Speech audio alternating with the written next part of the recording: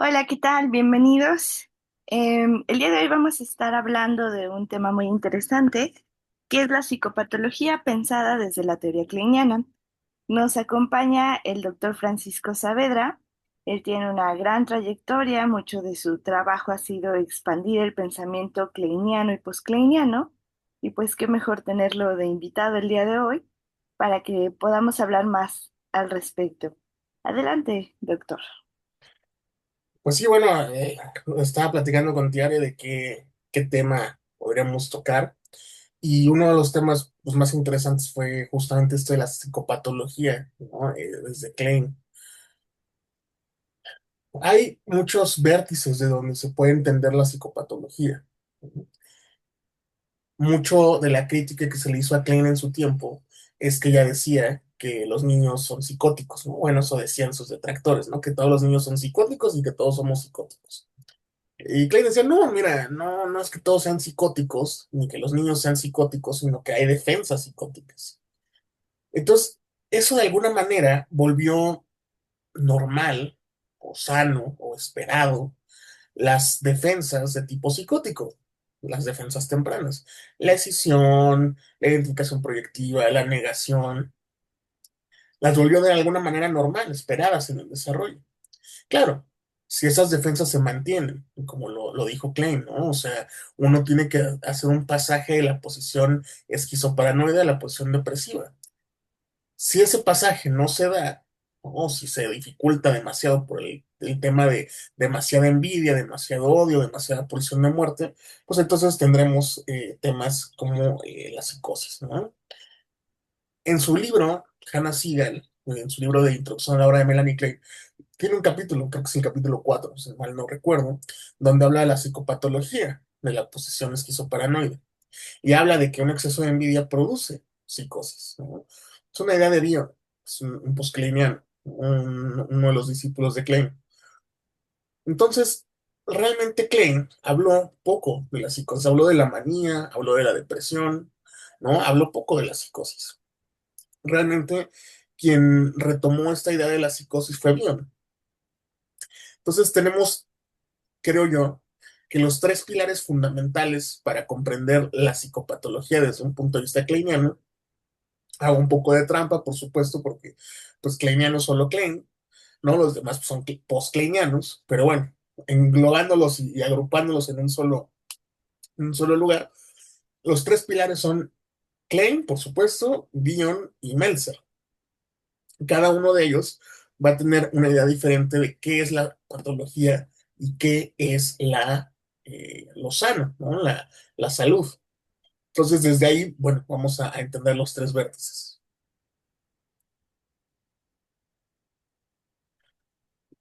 ¿Te gustaría agregar algo, Tiene?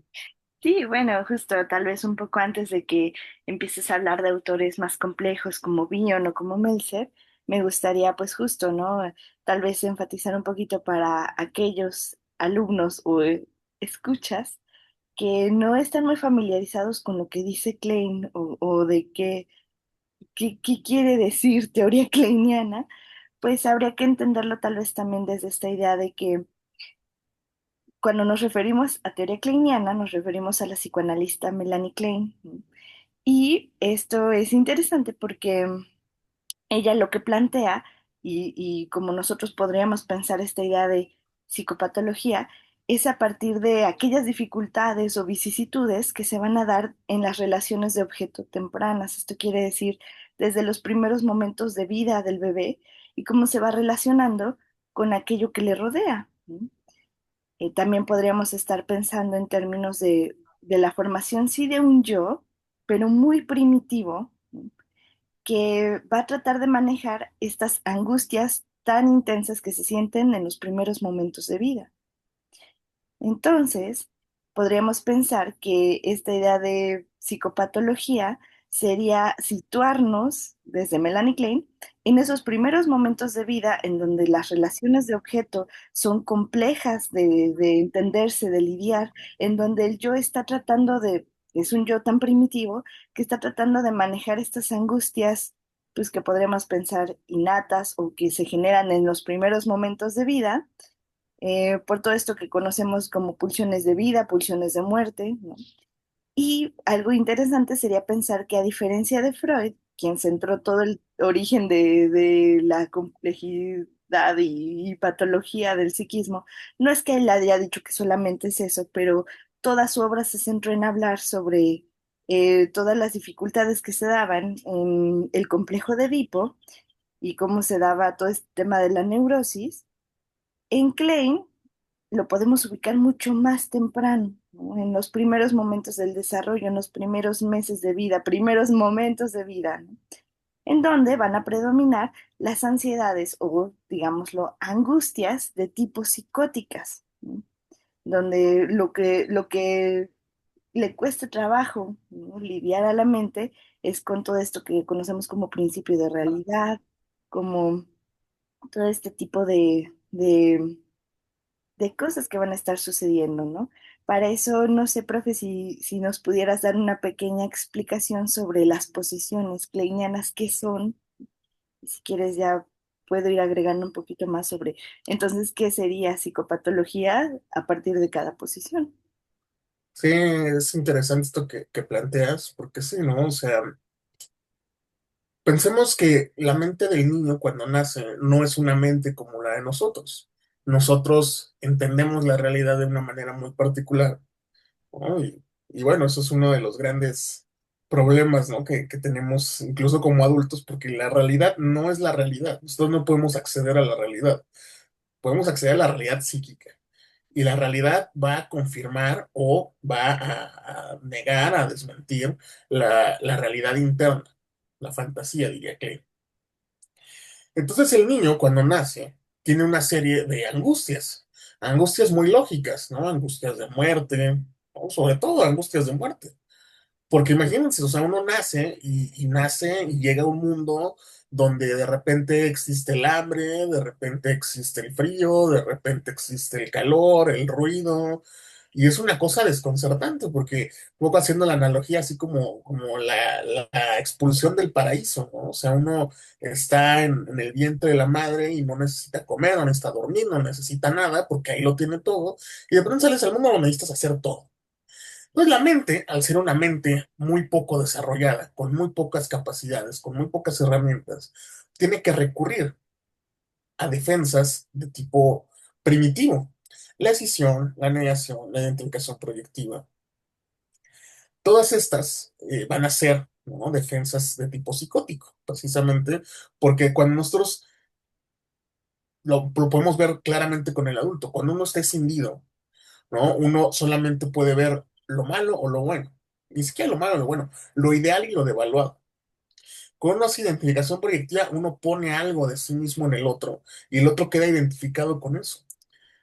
Bueno, me dirán si no es psicótico eso, de yo pensar que el otro es ideal y no verle ningún defecto y además que todo eso provenga de mi propio yo, es totalmente psicótico, porque no está anclado a la realidad. Hay una parte que sí, pero realmente todo es a partir de mi fantasía, de mi propio yo, de lo que yo pienso, de lo que yo imagino, de lo que yo fantaseo, de lo que yo siento y lo que necesito que sea el objeto para mí en ese momento. Esto es a lo que Klein llama la posición esquizoparanoide.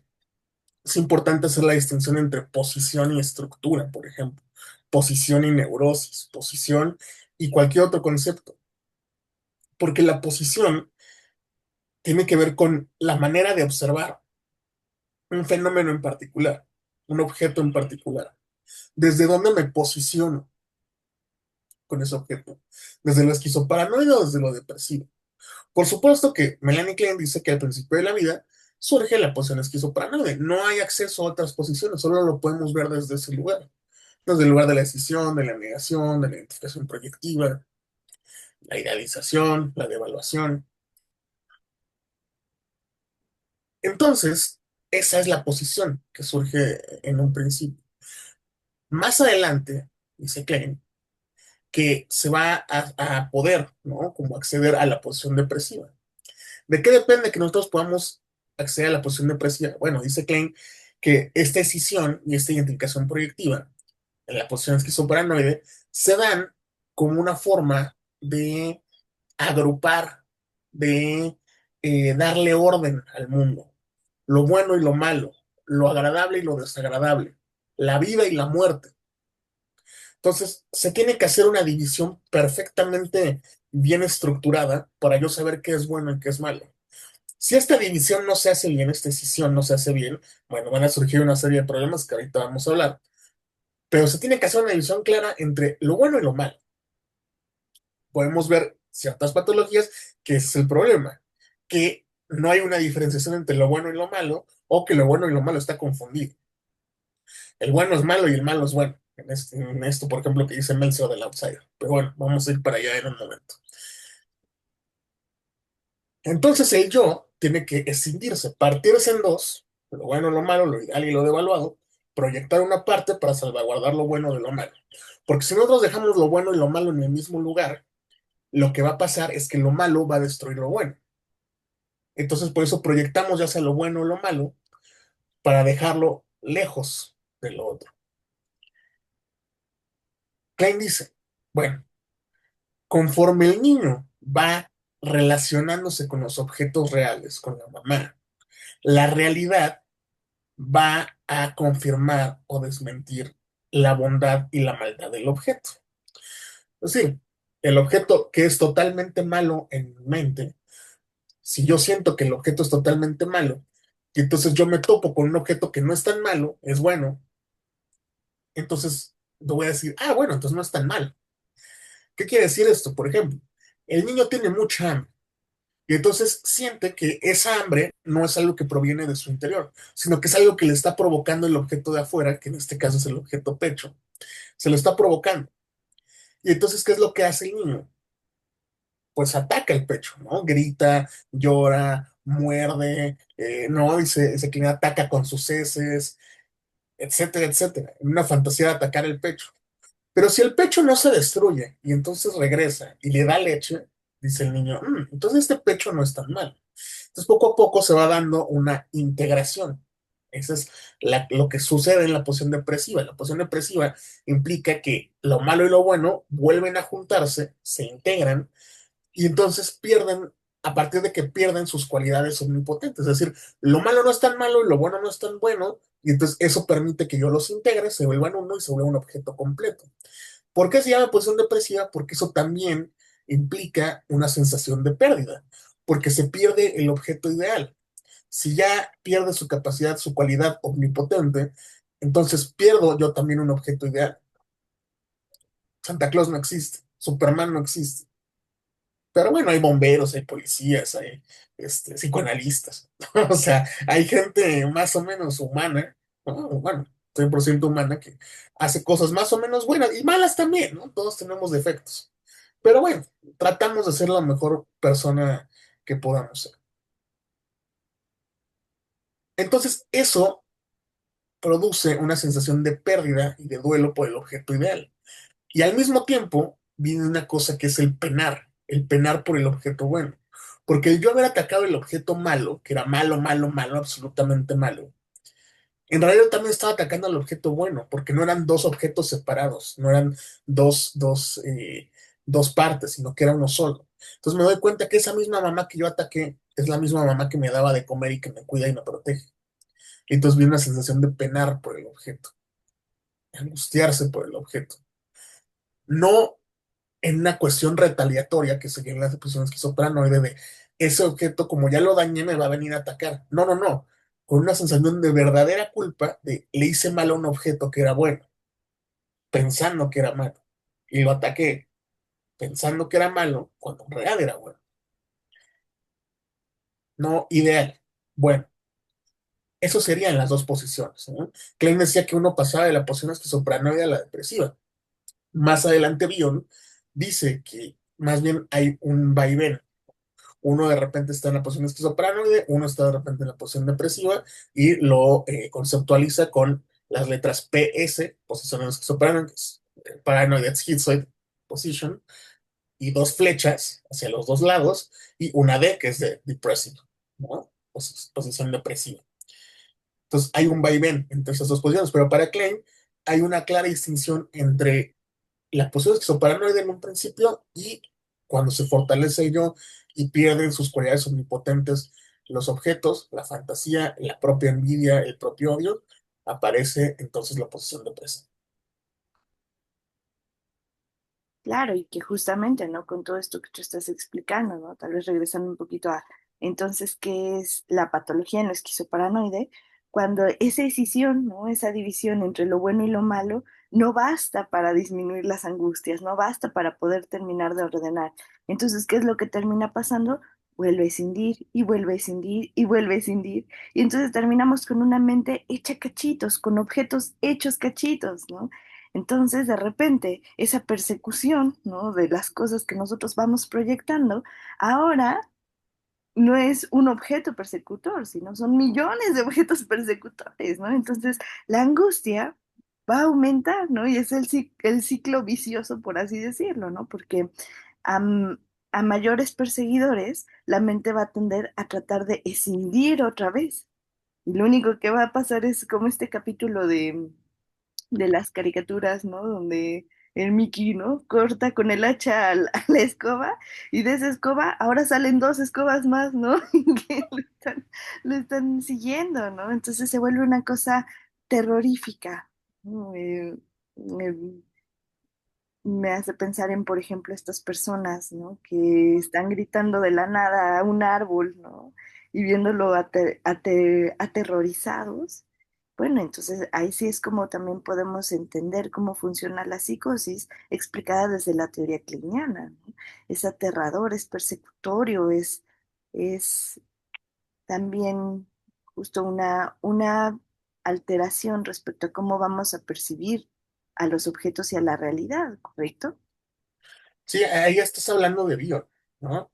Bion es el que... Bion era un discípulo de Klein, que él trabajó mucho tiempo con grupos y trabajó con mucha gente. Y él se hizo psicoanalista después de participar en la guerra. Entonces él empezó a trabajar en hospitales y empezó a ver muchos psicóticos. Entonces él trataba de entender qué era la psicosis, cómo funcionaba la psicosis. Y entonces él descubrió un fenómeno muy interesante que eran los objetos bizarros. Dice, ¿qué son los objetos bizarros? Por ejemplo, yo puedo sentir que mis audífonos me escuchan, ¿no? Que un libro me ve, ¿no? Y no a la inversa. Se vio, qué curioso, ¿no? Porque él pone el famoso ejemplo del gramófono, ¿no? Tocadiscos, ¿no? Se, un paciente que sentía que el gramófono lo escuchaba. Qué curioso, porque uno más bien escucha el gramófono, no el gramófono te escucha a ti. Y se vuelve justamente, como dice Tiere, muy persecutorio. Dice bien, ¿por qué sentiría que el gramófono me escucha? Eso no es una decisión. Porque si yo sintiera que es una decisión, yo podría pensar que el gramófono es malo, ¿no?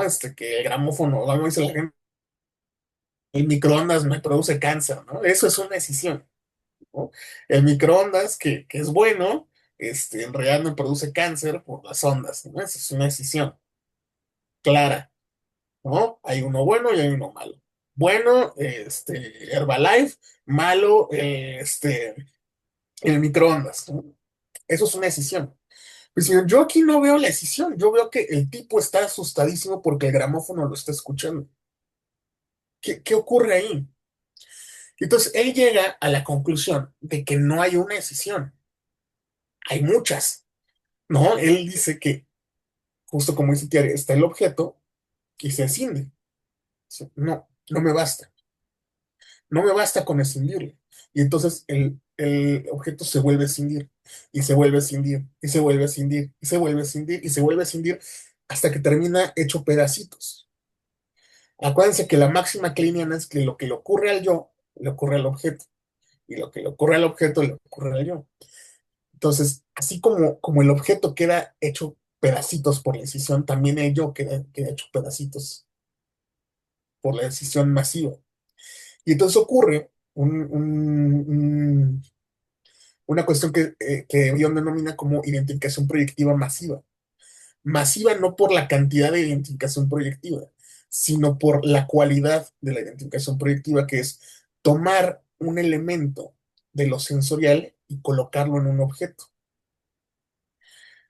Dice Bion, es que el psicótico odia tanto la realidad que por eso alucina. Es tanto el dolor que le produce la realidad que escinde y escinde y escinde y escinde, y lo que ataca, lo que destruye, es el vínculo con la realidad. ¿Qué me vincula con la realidad?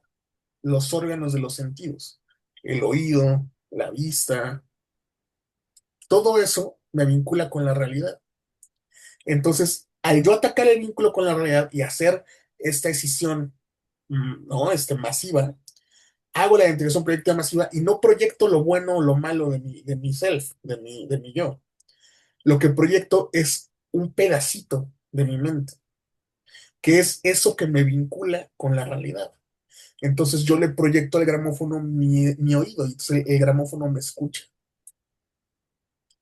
Porque lo que está atacado y lo que está destruido es mi vínculo con la realidad. Eso, por supuesto, es gravísimo. Es gravísimo porque la mente queda hecha pedacitos y está proyectada en diferentes lugares. Y entonces por eso yo siento que el objeto tiene relación conmigo. Si vieron esta película de Requiem por un sueño, es la escena donde el refrigerador se quiere comer a la mamá. La mamá se mete un montón de metanfetaminas y claro, se explica perfectamente porque ella odia la realidad de que se siente que está gorda, ¿no? En su realidad, y entonces proyecta su boca, proyecta eso que le permite comer, que le permite relacionarse con la realidad y la proyecta en el refrigerador. Entonces, yo no quiero comer, yo quiero ser flaca. El refri es el que me quiere comer a mí, ¿no? Por eso es tan persecutorio, porque la mente está hecha pedacitos, está hecha cachitos. Eso es una parte de la psicosis para mí. Hay otros autores como Hannah Siegel, por ejemplo, que habla de que la psicosis menos grave, no porque esta psicosis te plantea bien, es gravísima, más que es menos grave, tiene que ver con la formación de símbolos, por ejemplo. Claro, pero justo como dices, ¿no? Ya son teorías mucho más avanzadas, pero que tienen como base esto, ¿no? Tal vez para podernos ubicar un poco más sería el poder pensar que justamente, ¿no? Todo esto que ya empieza a ser mucho más elevado a nivel psicopatológico, tal vez desde Klein, psicopatología en la posición esquizoparanoide, sería cuando, digamos, ¿no? Se genera una rigidez, ¿no? El que no se pueda cambiar a la posición depresiva, por así decirlo. Entonces estamos atrapados en un funcionamiento únicamente de tipo esquizoparanoide para resolver todo tipo de angustias que lleguen a quejar al psiquismo y pues entonces estamos hablando de que la sintomatología va a ser de tipo psicótica, ¿no? Que ahí tal vez valdría la pena tal vez decir, ¿no? En la posición esquizoparanoide, la ansiedad dominante es persecutoria, ¿no? O de angustia de tipo persecutoria. Eso quiere decir que vamos a tener o se va a tener el temor o el miedo a que todo el tiempo te van a estar intentando aniquilar, ¿no? O estás en esta idea de que todo el tiempo quieren destruirme, destrozarme, lastimarme, atacarme con una intención de aniquilarme estos objetos malos y además omnipotentes, ¿no? Es como termina la de arruinar, no nada más son millones, sino que además son omnipotentes, todo lo pueden, ¿no? Es tal vez esta idea de no tienes dónde esconderte, ¿no? Porque de todas maneras te van a encontrar, ¿no? Y toda esta idea de cómo la pulsión de muerte se va a estar proyectando hacia lo externo, haciendo que el mundo pues externo sea peligroso, ¿no? Es esta idea de todo lo que está allá afuera es peligroso. La relación con los objetos, si decimos que se caracteriza por cómo nos relacionamos con los objetos, entonces valdría la pena mencionar que en la posición esquizoparanoide los objetos se van a vivir de manera parcial, ¿no? Entonces, esto quiere decir que el bebé no puede terminar de entender a un objeto completo, ¿no? O sea, no lo puede conceptualizar como una persona, sino que nada más ve ciertas partes. De ahí que decimos el pecho bueno, el pecho malo, ¿no? Entonces el mundo va a estar dividido en entidades, como mencionas, totalmente buenas e idealizadas y entidades totalmente malas y persecutorias. Tal vez es como desglosar un poquito esto que estamos mencionando, pero por si alguien está tomando sus apuntes, que pueda ordenarlos un poco mejor, que entonces los mecanismos de defensa que utiliza la posición esquizoparanoide sería esto que decimos de la escisión, que quiere decir una separación radical entre lo bueno y lo malo, ¿no? Tanto de objetos como del mismo yo, como por esta máxima kleiniana que mencionas, de lo que le pasa al objeto le pasa al yo. Entonces va a haber una escisión no solamente de lo bueno y lo malo de allá afuera, sino que también va a haber una escisión muy tremenda sobre la propia forma en la que nos entendemos a nosotros mismos, la forma en la que nos vemos a nosotros mismos, en el yo, ¿no? Y esto, pues bueno, si es con una intención de proteger al objeto bueno de esta agresión, pues que podríamos pensar innata, ¿no? Que es esta agresión que se va proyectando. Eso nos lleva a un segundo mecanismo. Además de escindir, la mente en la posición esquizoparanoide también se va a encargar de proyectar, ¿no? La proyección. Esto quiere decir expulsar esas partes intolerables o inaceptables del yo hacia los objetos malos de afuera, ¿no? O bueno, lo que creeríamos que son malos, ¿no? Porque es esta idea de, ya que los dividí, ahora sí, ¿no? Es bueno con bueno, malo con malo, ¿no? Entonces, ahora sí puedo hacer esta proyección, aventar, ¿no? Para deshacerse, ¿no? Así como podemos aventar, profe, en la posición esquizoparanoide, también se puede pensar en una introyección o una identificación. Complejo, complejo, sí, sí, sí.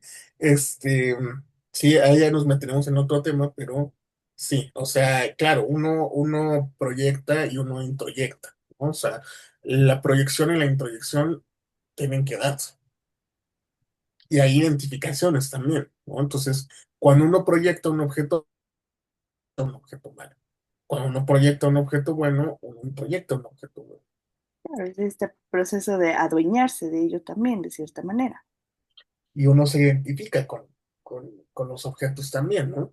Ahí el problema de la posición esquizoparanoide es que si uno se mantiene en la posición esquizoparanoide, lo que va a terminar ocurriendo es que la vida solamente se va a ver desde ese lugar, como bien tú dices, ¿no? Y entonces voy a tener angustias persecutorias, voy a entrar en estados paranoides todo el tiempo. Y eso es producto de la envidia, se ve muy claro, ¿no? Si yo, por ejemplo, ¿no? Me compro un nuevo teléfono y yo estoy en la posición esquizoparano de me voy a comprar ese nuevo teléfono y entonces voy a sentir que los vecinos me andan viendo y a ver qué tengo y entonces me voy a encerrar en mi casa porque no sé que me vayan a asaltar y ya vi que el vigilante anda viendo qué carro traigo y cómo vengo vestido y no me vaya a querer hacer algo, entonces sabes que mejor ni lo veas ni lo saludes porque ya vi que estuvo hablando con el otro y andaban hablando de mí.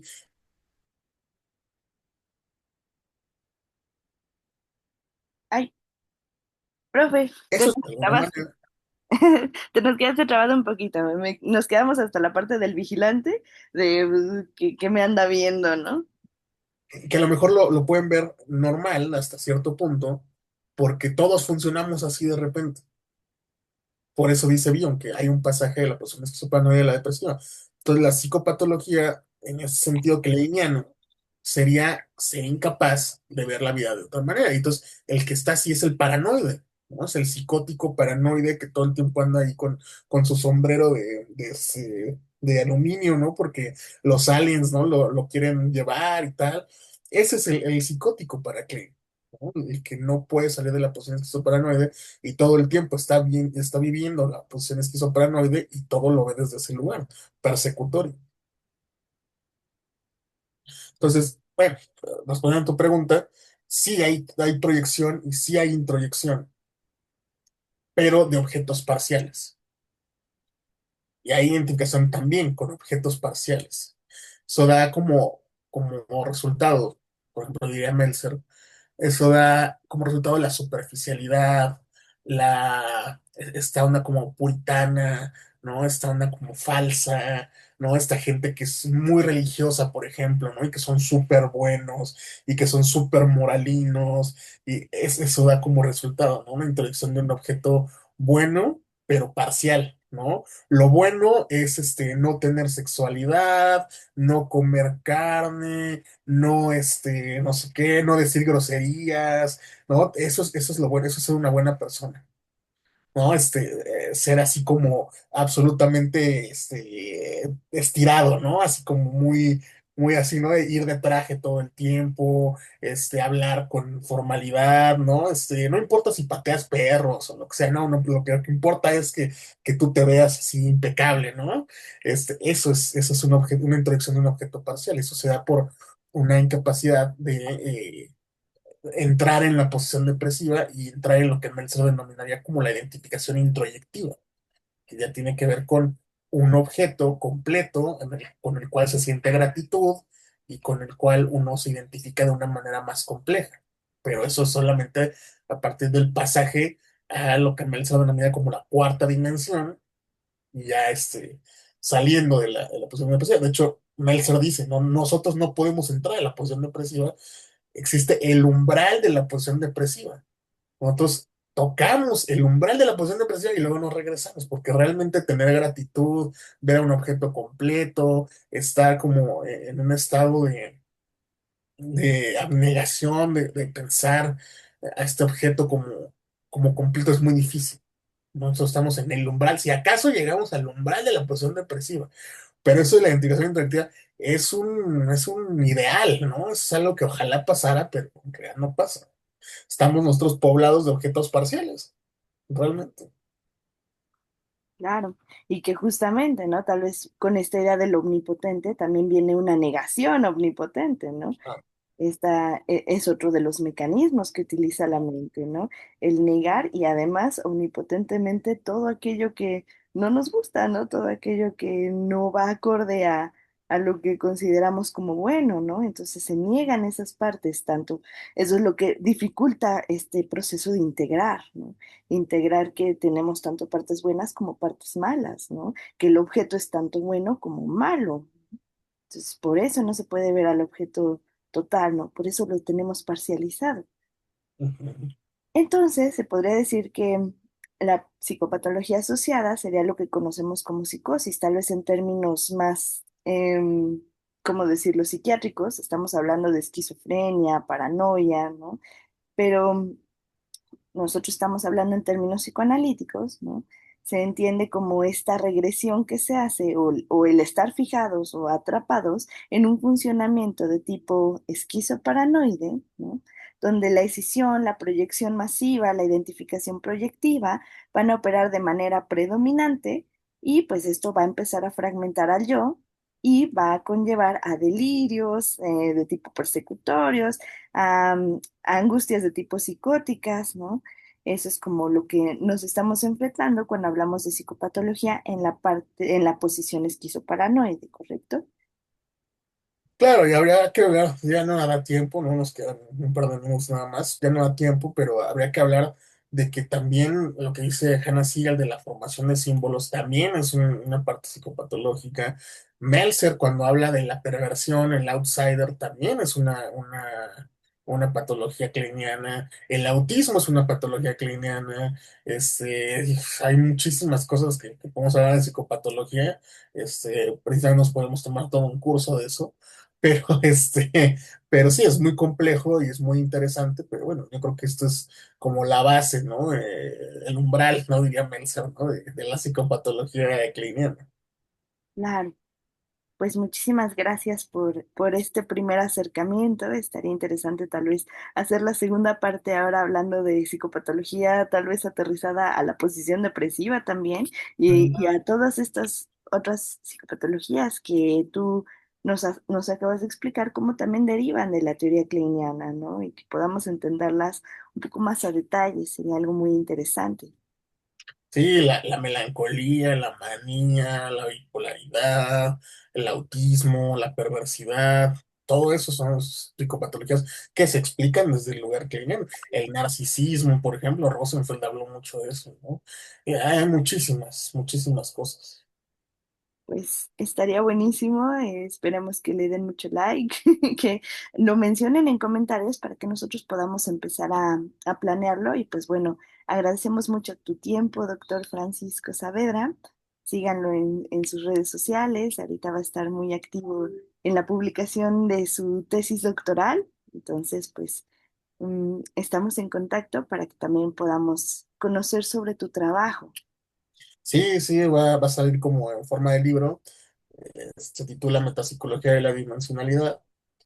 Y sí, ahí explico el autismo, ¿no? Desde esta cuestión cliniana, pues cliniana. Perfectísimo, pues muchísimas gracias y pues bueno, denle like, compártanla a aquellos que ustedes consideren que puede servirles esta información para entender un poquito más sobre estos autores, que sin una guía es complicado entenderlos, ¿no? Es algo que pues vale mucho la pena. También les recomiendo mucho el grupo de estudio sobre técnica, específicamente técnica cliniana, que dirige el doctor Francisco Saavedra. Si a alguien le interesa, si alguien quiere unirse, ¿no? Siempre se está tratando de que el grupo pueda ir creciendo porque es una lectura muy amena que permite ir repasando lo ya visto, pero también entendiendo nuevos textos. Entonces, pues bueno, eh, cualquier cosa en comentarios, podemos ayudarles a formar parte de estos grupos, de obtener este tipo de material de lectura también si les interesa. Y pues bueno, no nos queda más que despedirnos. Muchísimas gracias por tu tiempo, doctor. Y pues bueno, hasta la próxima. Adiós a todos. Gracias, bye.